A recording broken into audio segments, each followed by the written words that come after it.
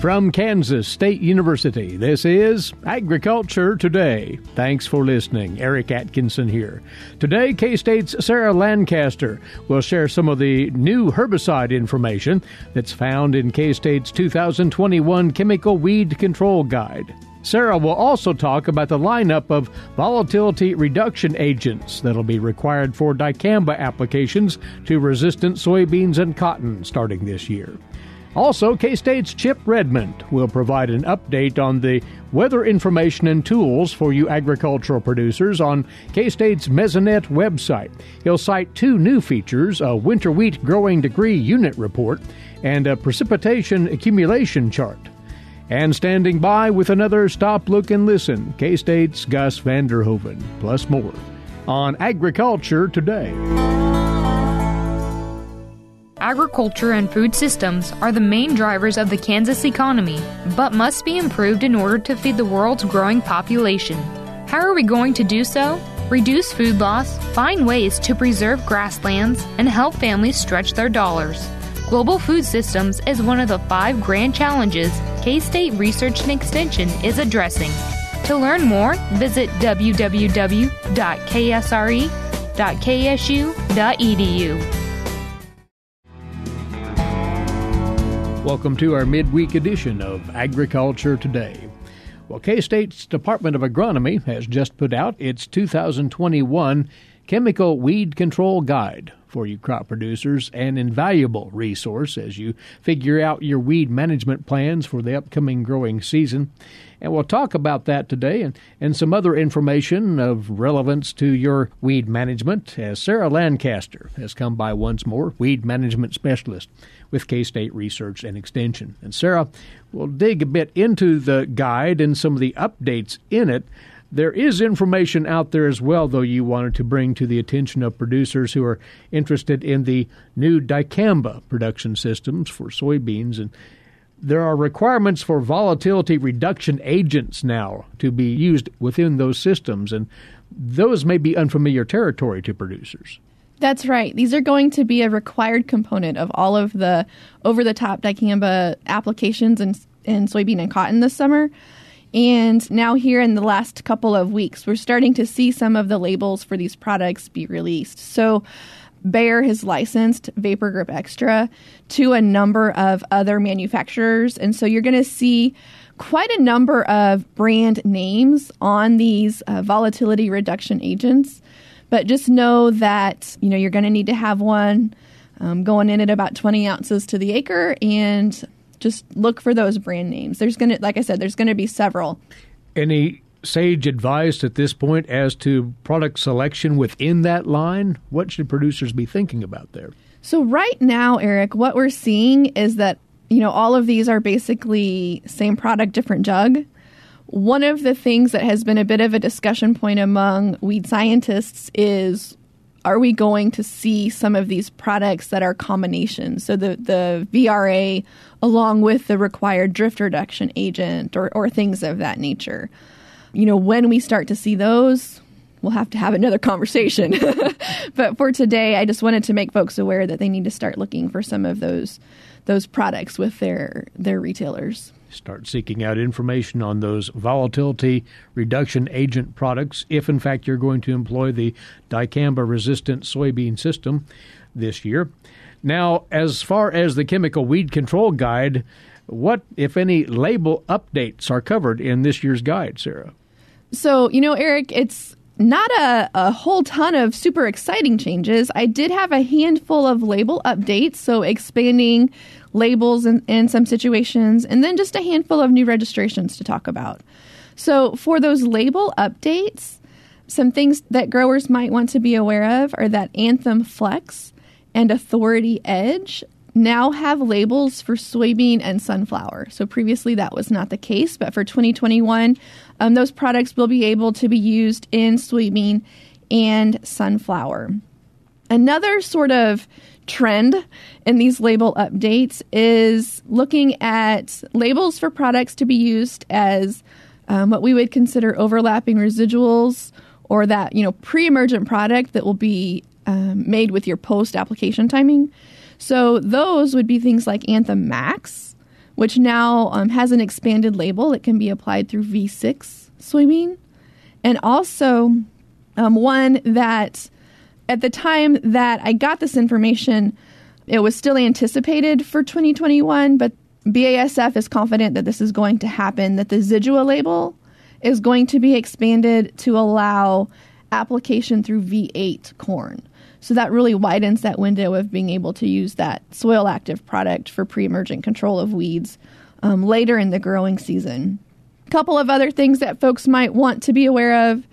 There is an increase in the total application rate for Outlook. And also for the folks in the northwest part of the state, the Broadax label, Syngenta has clarified some rotation restrictions for dry beans on that label. All of the finer details are covered in the guide, though. If producers would want to study up on those label changes, it's right there, right, Sarah? Absolutely. It's all in the guide. But, the other thing is sometimes, Eric, I guess I'd be remiss if I didn't say these labels change frequently. All right. So always read your label. Absolutely. And new product registrations for 2021. What's out there? And for corn and soybeans, you say both, Sarah. Yep. So we had a couple of new products added to the guide for corn and a couple for soybean.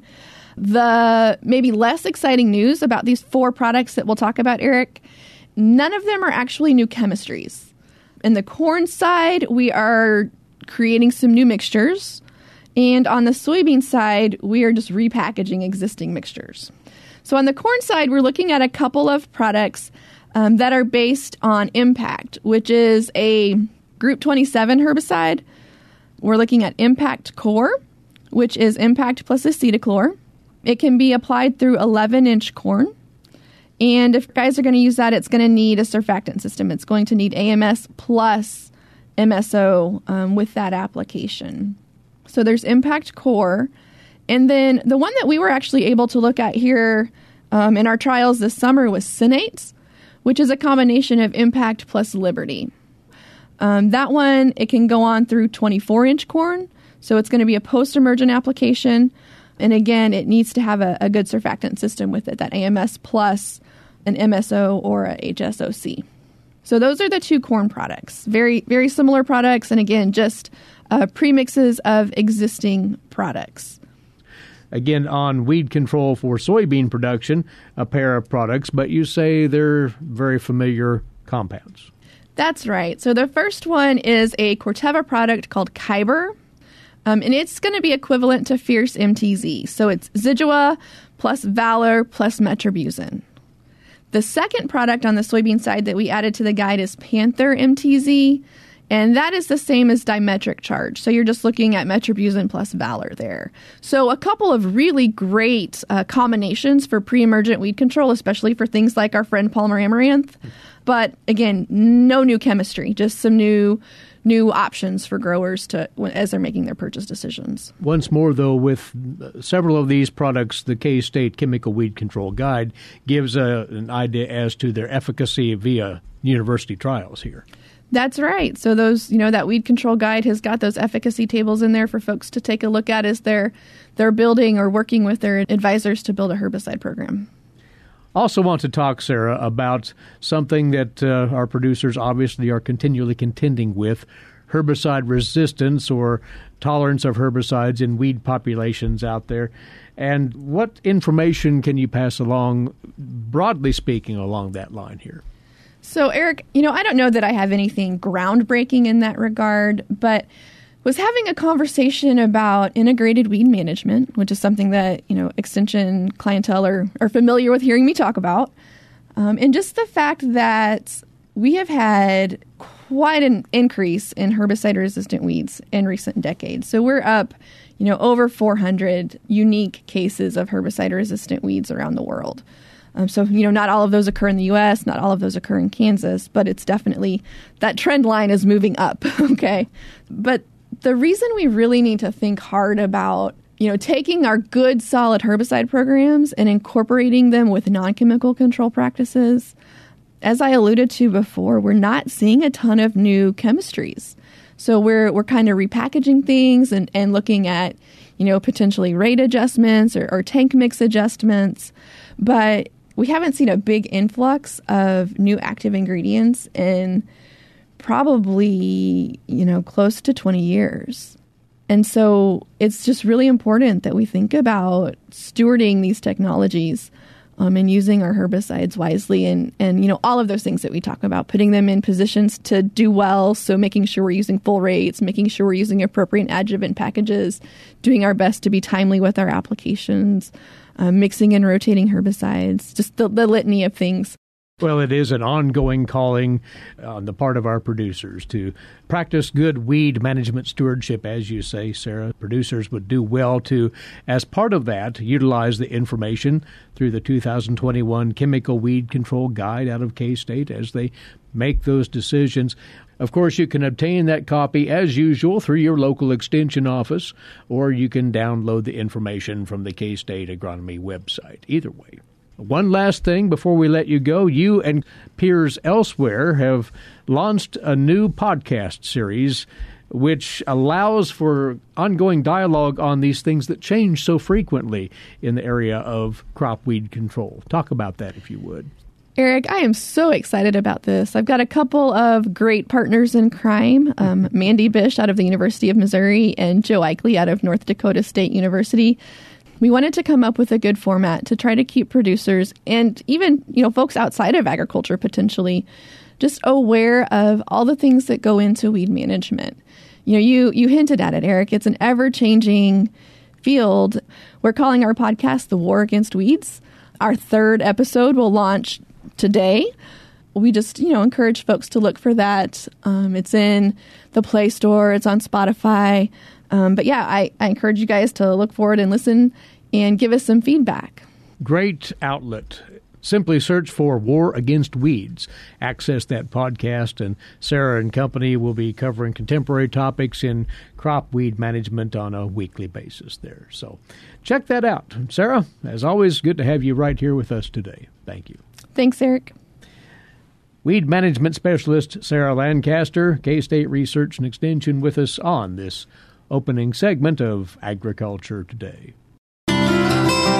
For 25 years, K-State Research and Extension's Kansas Agricultural Mediation Services has been providing a no-cost, confidential place to call in and visit with an agricultural lawyer. Our experts are available to help you producers handle legal and financial issues.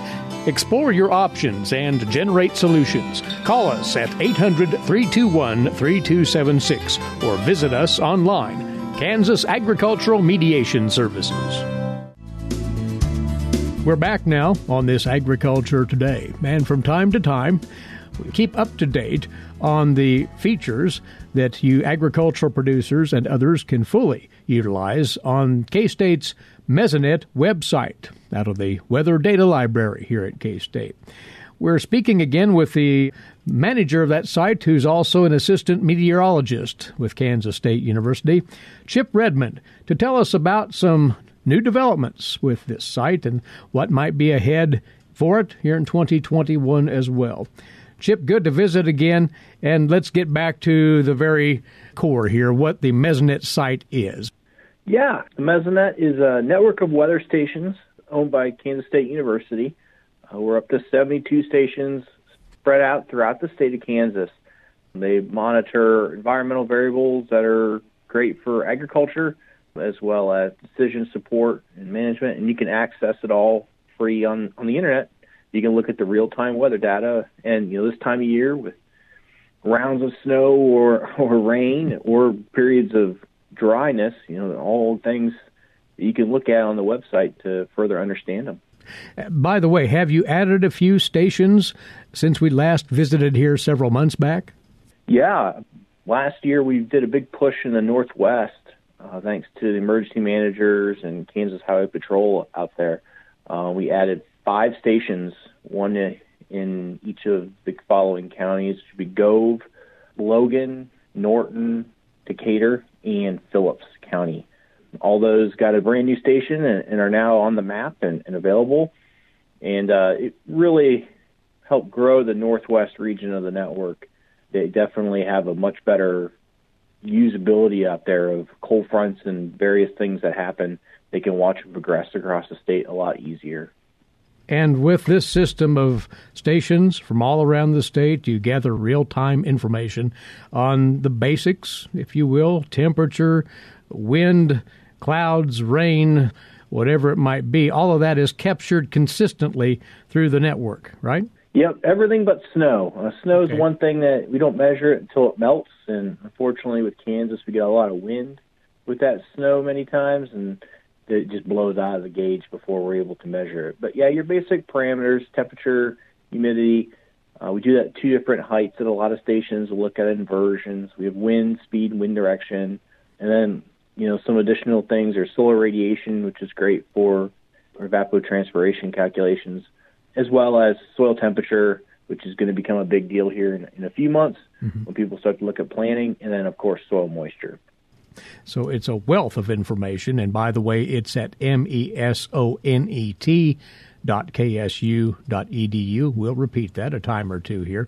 But we always like to hear what's new on the Mesonet site, and you and colleagues here at K-State are continually building upon what's already there.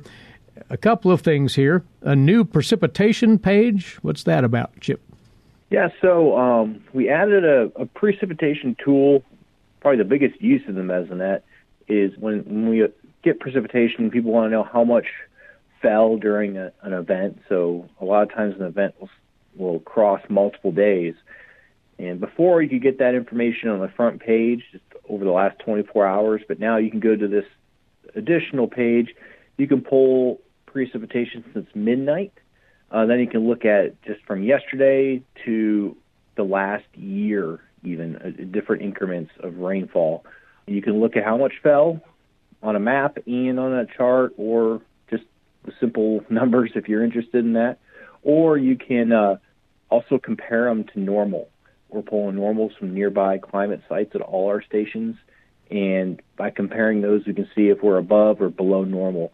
For instance, down in Ottawa, we got real lucky with fairly good amounts of rain here the last couple of weeks, and so there are 2.38 inches above normal for the last 30 days.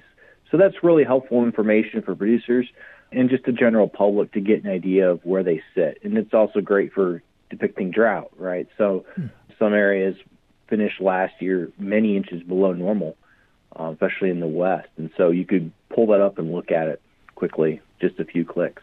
So an individual can customize what they're looking at from whatever perspective they choose to assess their precipitation status. That's the beauty of that particular feature then. Yeah, it puts it in a historical perspective too, with the departures from normal. And that's something that you couldn't find on our website before. It's not quite real time just because of, we're looking at climatic conditions, but it puts the current real-time precipitation in perspective. That really tells a story that these Mesonets are able to collect that kind of data and can really explain maybe changes in the drought monitor or changes in soil conditions, as well as flooding issues and that kind of thing. Excellent. So again, that's the new precipitation page on the Mesonet site. And the other new feature you were going to let us know about today, it's specifically for winter wheat production purposes, a growing degree page. What have you here? Yeah, we've been working on what we were going to eventually call a wheat dashboard with the folks at Plant Path and Department of Agronomy at K-State. So we've been verifying and testing several different algorithms of growing degree days for winter wheat. And I think we've settled on it, and for growing degree days at least, and we'll be launching that page hopefully the next week or two. It'll have air temperature growing degree days, but gives you an idea of the different wheat stages that it's at based upon the degree days, so you can get estimates. And we also hope to have a feedback, a survey type of thing, so users can use that data, and then they can give us feedback if they think their observations in the field are behind or ahead and that type of thing, of where the estimates are. That'll be the same kind of format of our general pages with a map that shows it graphically across the entire state, as well as whether it's point data you want or you can look at charts and changes over time. It sounds like a first-of-its-kind type of tool. Is that fair to say, Chip? Yeah, our old growing degree days page was basically just a chart, and you can get the data for that specific location, but you couldn't plot it spatially and get an idea of where the stages are. Mm-hmm. And so, yeah, it's a little bit different, but it follows our other web pages in the general format of them. And the hope is, in the long run, hopefully in 6 months to a year, we can have additional tools overlaid on that as well, so we can look at rust risk or heat risk and that type of thing. Well, so that will really be handy for producers as we move on through the wheat production season. And you keep refining the site with all of these new things, and you already have plans for potential additions and improvements, you say, for this calendar year 2021. What's on your mind there? Oh, a lot. One of the things we do hope to do in the next year to 2 years is redesign the web page a little bit so the tools pop out at you more. You know, right now, like if you want to find the precipitation page, you go to the Mesonet at mesonet.ksu.edu, and you go up to the menu in the top left and then click precipitation and then click daily totals. So our hope is to streamline that process and redesign it somewhat, as well as make the data a little bit more interactive, and you can focus on your location and get more details instead of always seeing the entire state. Secondly, thanks to the folks up in the Northwest, we're adding a weather station in Rawlins and Trego counties, which will give basically a weather station in every county from Norton to Clark County westward. Or there'll be one station in every county out there. And then secondly, we're working with the Soybean Commission, and we're going to add a station and start to focus a little bit more in the southeast, an area that's not really represented well on the Mesonet right now, by putting a station in Bourbon County. And then we're going to be upgrading Olathe and Hiawatha to our 30-foot towers, which will add soil moisture and will add inversion measurement capabilities there. So lots of big things planned throughout the state, and we're continuing to work with folks at the local level, the county level, and the state level to help build these tools and expand the network, as well as expanding the infrastructure to support the network for long-term climate measurements. Great to hear about all of this. And again, to access what's out there currently, it's really as simple as going to that web address, is it not, Chip? And just thumbing through all the possibilities there? Yep, just go to mesonet.ksu.edu. That's mesonet.ksu.edu. And then go up to that. You'll see the display, interactive display there on the front page. But you can go up to that menu in the top left and browse through numerous options and probably easily kill an hour looking at weather data. It's a remarkably useful tool for our agricultural producers and anybody interested in ongoing weather conditions and real-time readings in Kansas, the Mesonet website out of K-State. And hats off to you and your team, Chip, for constantly upgrading and adding to this site and what it provides to users. Appreciate your efforts, and we appreciate your time right here. Hey, thanks to you guys who use the data and all the public. The feedback we get from them is tremendous, and don't hesitate to reach out to us. We take the user's feedback, and that's what we use to help develop tools and products in the future. Very well. The assistant meteorologist at K-State, who is the manager of the Mesonet site here at the university, that's Chip Redmond on this part of Agriculture Today. Have you ever thought about where your food comes from? If you're thinking the grocery store, think again. Facts show that the American farmer feeds more than 129 people. They are continually increasing and improving their operations. A wide variety of crops and livestock are grown in Kansas as well as the United States, providing food to your dinner plate. Next time you see a farmer or rancher, thank them. For more information, contact K-State Research and Extension. You're listening to Agriculture Today over the K-State Radio Network. Again, we're in our 97th year of broadcast service to Kansas and the Central Plains. Eric Atkinson with you, and now today's agricultural news headlines, courtesy in part of DTN. While U.S. agricultural exports rose in the second half of last year, There's mounting evidence now that shipping companies are leaving U.S. ports and returning to Asia with empty cargo containers rather than filling them up with American agricultural products. As first reported by CNBC, agricultural shippers that rely on a supply of cargo containers have seen orders for hundreds of millions of dollars of delayed or outright canceled by shippers. Due to demand for Chinese imports, shippers would rather deliver empty containers back to China, where they're quickly loaded with more profitable cargo to send back to the U.S. Members of the Federal Maritime Commission have launched inquiries into practices by shippers at ports in California, New Jersey, and New York to determine if shipping companies are refusing to load U.S. export cargo at ports. That would be a violation of the Shipping Act of 1984.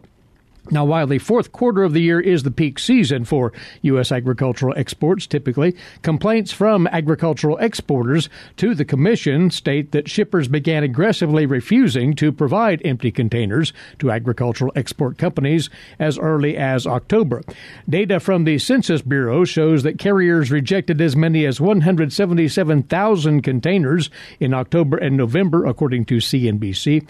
The vast majority of the empty containers leaving port were from the ports of Long Beach and Los Angeles, though ports in New Jersey and New York also reported high volumes of empty containers leaving their ports. CNBC stated in their report that in mid-October, carriers notified agricultural exporters that they would prioritize those empty export containers over agricultural exports. The total lost value of agricultural export trade from those empty containers for October through November was $632 million in business. Going back even further, the volume of empty cargo containers leaving port from July through November suggested the container deficit amounted to $1.1 billion in lost value. Leaders at the U.S. Custom Harvesters annual meeting late last week were feeling confident that they have an easier time this year bringing in foreign guest workers than they did in the pandemic-stricken 2020. But on Monday, President Biden banned foreign travelers from South Africa and reinstated travel bans from 26 European countries, Brazil, and the United Kingdom. Both South Africa and the U.K. have new variants of COVID considered to be more infectious than the more widespread version of the virus. The ban issued by the White House applies to most non-U.S. citizens traveling from South Africa, Brazil, Europe, and the U.K., as well as Ireland. Those also happen to be countries from which custom harvesters in the U.S. recruit seasonal guest workers to run combines and drive trucks from spring through fall. The travel ban comes just days after board members of U.S. Custom Harvesters told DTN that they felt more confident about getting guest workers into the hiring season than they did a year ago. Custom harvesters typically turn to the H-2A guest worker program for their labor needs. At least one H-2A recruiting agency at Custom Harvesters had felt confident the recruits from South Africa would be allowed to travel after they took a COVID test.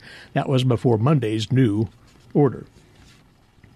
And there will be 7 new Republican members on the House Agriculture Committee, according to recommendations from the House Republican Steering Committee. Among the new members, Representative Tracy Mann of Kansas. Democrats have not yet finalized their Ag Panel membership.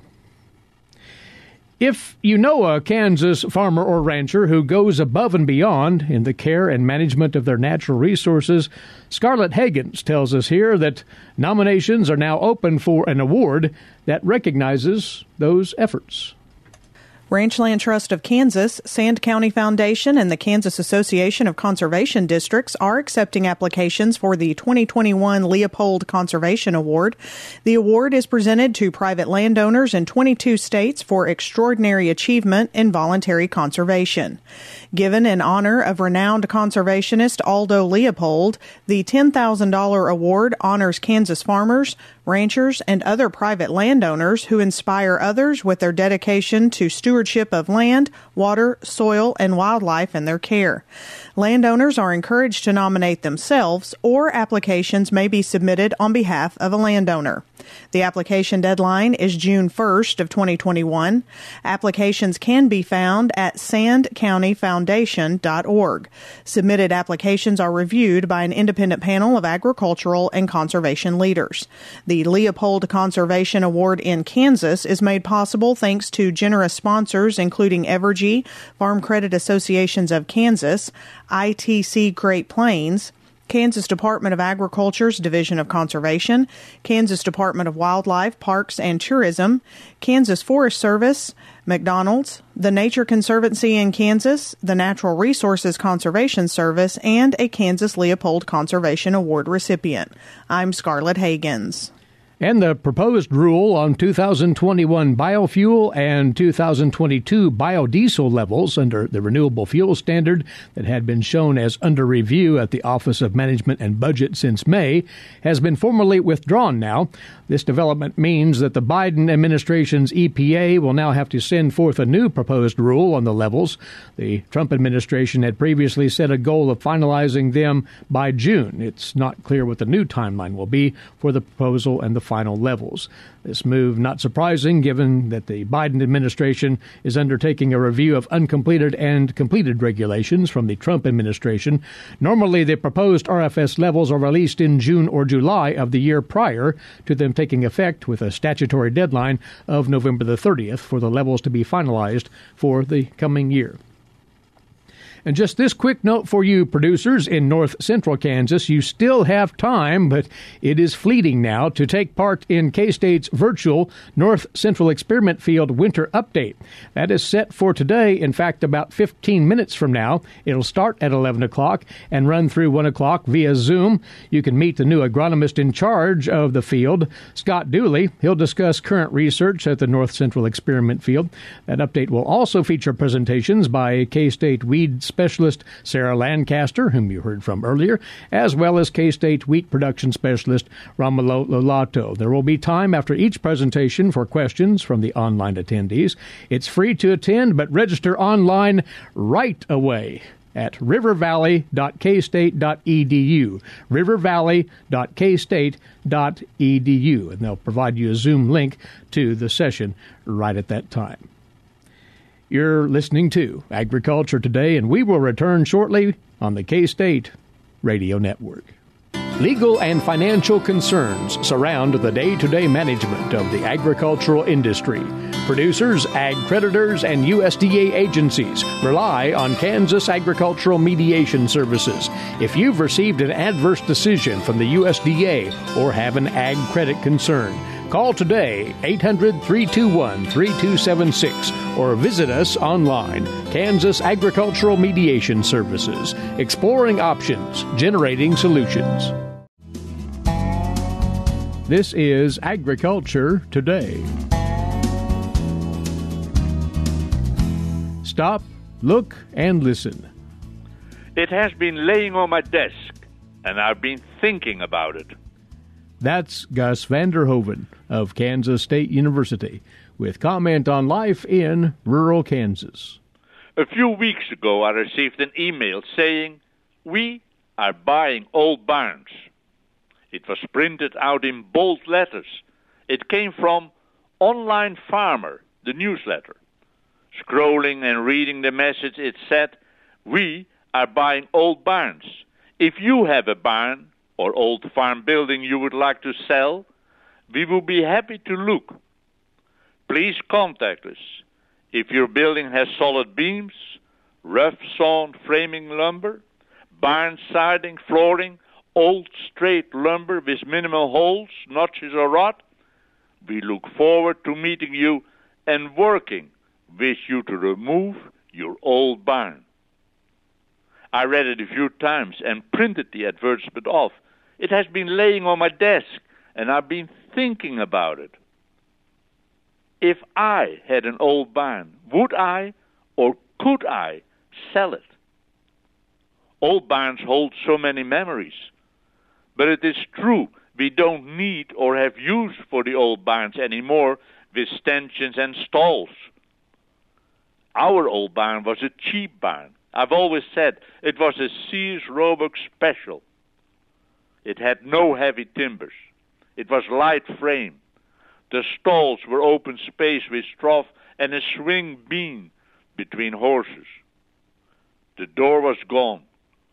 The old thin 2x4s had plenty of nails on which old pieces of harness hung, as well as bent snaffle bits. The loft had a stack of dusty oat straw bales held together with wire. Had it been string, mice and rats would have chewed it, and it would have been a loose, weathered heap. I had plans to use that old stuff for garden mulch, but I was in no hurry. We have a few photographs of the old ramshackle barn. One of my brother-in-law leaning out of the loft window. Like him, the old barn is gone. It burned down one night when the range fire crossed the adjacent brome field and the barn was set on fire. It was a lonely fire that night, not attended or witnessed by anyone. The next morning it was gone, a clean, hot fire. With it went the memories. I saved a couple of burnt horseshoes. There was not much else. The stacked foundation of fieldstone are still there. Like I said, a cheap barn, but it had provided shelter to horses and varmints. One rainy night, so the story goes, it rained so hard that the small creek which feeds into McIntyre Creek had swollen so that the farmer could not cross it and walk the short distance to the farmhouse which stood across. He called out to the family that he would spend the night in the barn instead of risking a crossing. I have crossed from the old empty house to the barn many times. There is an old path up and down the steep bank of the creek. Some old fence post, Osage post, still strong. When the barn burned, the house also went up, as well as the chicken house, in which the old sidings of the old schoolhouse, taken down earlier, had been stacked. It was a total cleanup. Nothing for sale. I've saved and restored the use of the old stone corral. It's attached to the three-sided pole barn we built. A very handy unit when the horses were still alive. All well built. A family project many years ago. The question is, would I sell an old barn? Perhaps the next question is the barn on family property? Does it hold stories of the early settlers in the family? I can understand that an old barn stands in the way. Horses and horse-pulled machinery did not need so much space to turn and maneuver as today's farm equipment and storage require. Just think about the semi-trailers needing to load and unload and turn. Think about silos. Today's farmstead's layout takes acres. I've seen it when I helped plan for the new home and space with a younger generation who came home to help and be part of the family operation. To do it right, we generally went to the open field behind the old barn and started new with a windbreak, well out of the way, but still functional. Safety and clear vision were important. I can see in such a situation that sometimes a choice is made, not an easy choice. If the barn, the old barn, has the sturdy timbers, a solid loft, straight roof, good siding, all the kind of lumber the We're Buying Old Farms company is willing to pay for. It might be they will even clean up the site. Please, pick up all the nails. All the nails. But once signed off on the sale of the old barn, I would not be surprised if in a family there would be different feelings about the deal. Then there is this factor. The old barn no longer stands as the agricultural statement in the landscape. Many times, old barns carry a name. It will be gone forever, and forever is a long time. Years ago, I was involved with the program Barn Again. A group of interested people with different backgrounds looked at old barns to see how the barn could remain a barn and be functional again. It was fascinating and rewarding work. It was the National Trust for Historic Preservation and Successful Farming magazine who launched Barn Again in 1987. The program provided advice, information, and referrals to barn owners. It's a national program. I hope the program still exists and will be forever. Forever. Gus Vander Hoeven of Kansas State University with his weekly commentary on life in rural Kansas. And that's our Wednesday edition. Thanks for listening in. We'll be right back here this same time tomorrow and hope you'll be with us again then. Meantime, Eric Atkinson here, bidding you a good day for Agriculture Today. This is the K-State Radio Network.